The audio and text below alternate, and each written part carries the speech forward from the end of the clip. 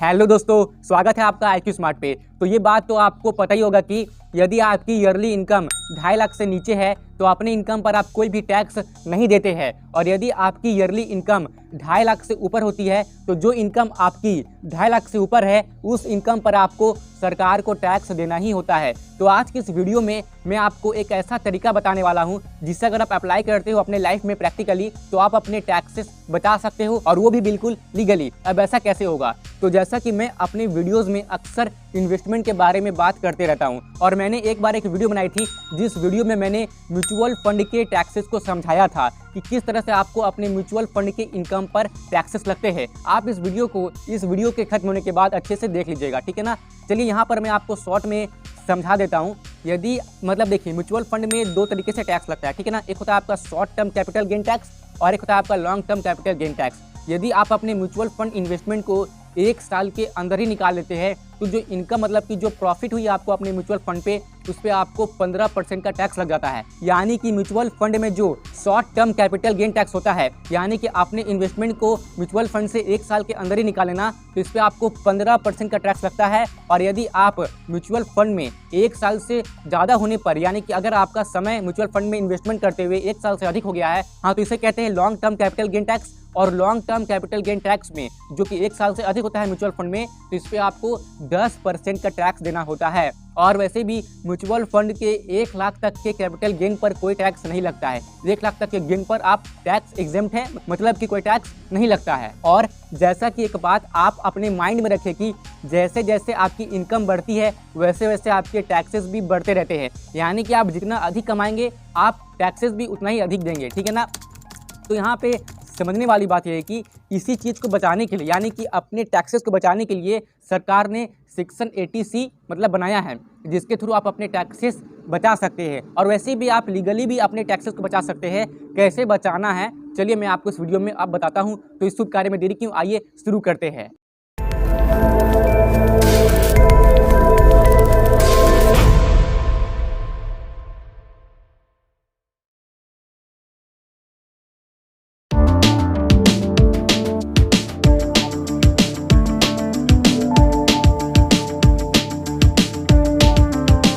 तो टैक्सेस बचाने के लिए जो बेस्ट म्यूचुअल फंड है उसे हम कहेंगे ELSS म्यूचुअल फंड, यानी कि equity linked saving scheme mutual fund. यानी कि ऐसे म्यूचुअल फंड में निवेश करके आप अपने टैक्सेस को बचा सकते हैं। कैसे बचाना है मैं आपको समझा रहा हूँ, लेकिन आपको ये 2 बातों का ध्यान रखना है ELSS म्यूचुअल फंड में इन्वेस्ट करने से पहले। जब भी आप ELSS म्यूचुअल फंड में निवेश करेंगे तो ये बात तो पक्की कि आपको टैक्स में छूट मिलेगी, लेकिन आपको इस बात का ध्यान रखना है कि ELSS म्यूचुअल फंड में 3 साल का लॉक इन पीरियड होता है। यानी कि ELSS म्यूचुअल फंड में निवेश करने के बाद आप 3 साल तक अपने पैसे बाहर नहीं निकाल पाएंगे।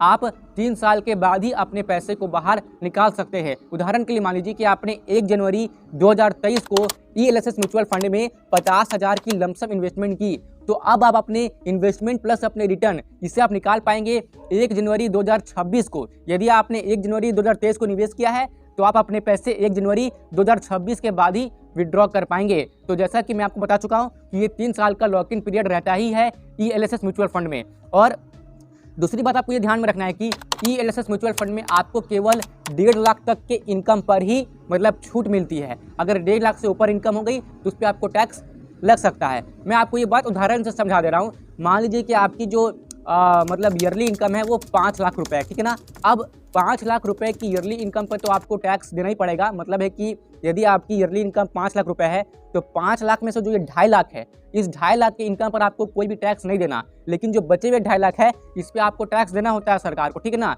लेकिन यहाँ पे आपको टैक्स बचाना है, और आप टैक्स बचाने के लिए ELSS म्यूचुअल फंड का उपयोग करते हैं। इसका मतलब ये है कि देखिए, आपने 2.5 लाख के ऊपर तो आपके कोई टैक्स नहीं लगी आपके 2.5 लाख के इनकम पर, ठीक है ना।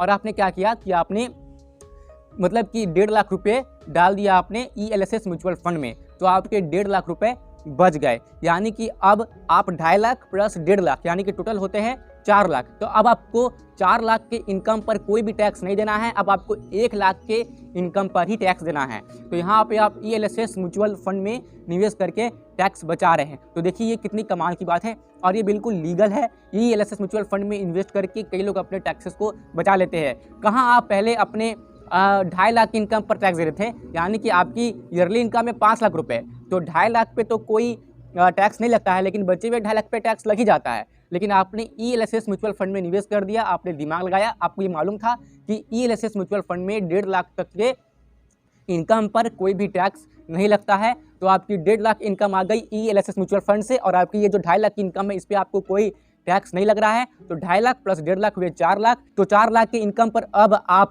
कोई भी टैक्स नहीं देंगे, अब आप टैक्स देंगे अपने बचे हुए 1 लाख के इनकम पर।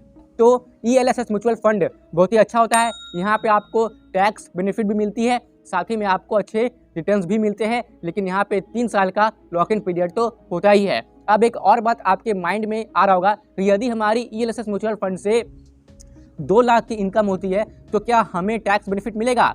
तो जैसा कि मैं आपको पहले बता चुका हूँ कि यदि आपकी ईयरली इनकम 5 लाख रुपए है, जिसमें से 2.5 लाख के इनकम पर तो आपको कोई टैक्स नहीं देना, और आपकी कमाई होती है ELSS म्यूचुअल फंड से 2 लाख की, यानी कि आपकी टोटल मतलब कितनी हो गई 2.5 लाख प्लस 2 लाख, ये आपकी हो गई 4.5 लाख। लेकिन यहाँ पर भी आपको केवल 1 लाख के इनकम पर ही टैक्स लगेगा, मतलब आपको यहाँ पर भी केवल 4 लाख की इनकम पर ही टैक्स में छूट मिलेगी, लेकिन बचे हुए 1 लाख पर आपको टैक्स देना ही होगा, क्योंकि ELSS म्यूचुअल फंड में मैक्सिमम आपको 1.5 लाख तक के इनकम पर ही छूट मिलती है। उससे अधिक आप जितनी भी कमाई करें उसमें आपको टैक्स देना होगा, लेकिन 1.5 लाख तक की इनकम पर कोई टैक्स नहीं देना है। तो मैं आशा करता हूं कि मेरी कही गई बात आपके समझ में आ गई होगी। यदि आपको कुछ भी डाउट है और आपका जो भी ओपिनियन है वो सब आप मेरे साथ कमेंट बॉक्स में शेयर कर सकते हैं। इस वीडियो को लाइक और शेयर जरूर से ही कर दीजिएगा। इसी तरह की वीडियोस रेगुलर बेसिस पे देखते रहने के लिए IQ स्मार्ट को सब्सक्राइब कीजिए, साथ ही में जो पास में बेल आइकन है उसे जरूर से प्रेस कर दीजिए, ताकि भविष्य में मैं जब भी कोई ऐसी वीडियो अपलोड करूं जिससे कि आपको वैल्यू मिले तो उसकी नोटिफिकेशन आपको उसी वक्त मिल जाए। IQ स्मार्ट के साथ कनेक्टेड रहने के लिए आप IQ स्मार्ट की फेसबुक पेज, इंस्टाग्राम पेज और टेलीग्राम पेज को भी फॉलो कर सकते हैं, जिसकी लिंक आपको डिस्क्रिप्शन बॉक्स में मिल जाएगी। और दोस्तों, यहाँ तक रुकने के लिए, अपना कीमती समय देने के लिए और मेरी बातों को ध्यान से सुनने के लिए आपका सच्चे मन से बहुत बहुत धन्यवाद।